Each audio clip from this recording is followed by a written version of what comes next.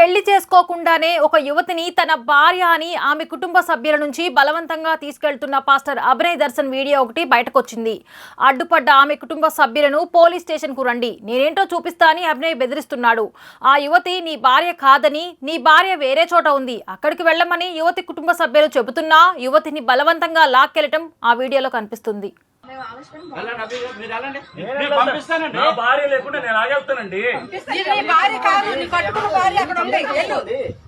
మీరు మాట్లాడండి, బాగుండదు.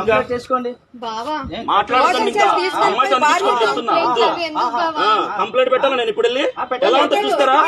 ఎలా ఉంటుందో చూస్తారా? ఎలా ఉంటుందో చూస్తారా? 7వ తారీఖు ఎంగేజ్మెంట్ ఎలా జరుగుతుందో చూస్తారా? ఏం ఇష్టపడుతున్నారు?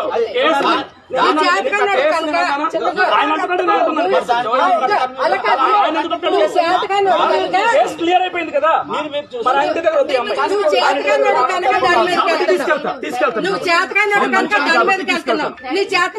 చూపించు. నువ్వు కదులు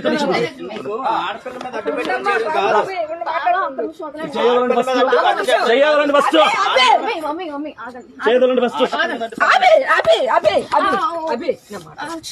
మీ ఇంటి తీసుకొస్తాను.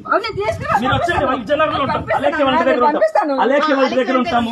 రండి, నిజంగా చెప్తున్నాను. అలేఖ్య వాళ్ళ ప్రామిస్. ఇక్కడ నుంచి కదిలేరా పోలీసులు అడ్డుకుంటారు.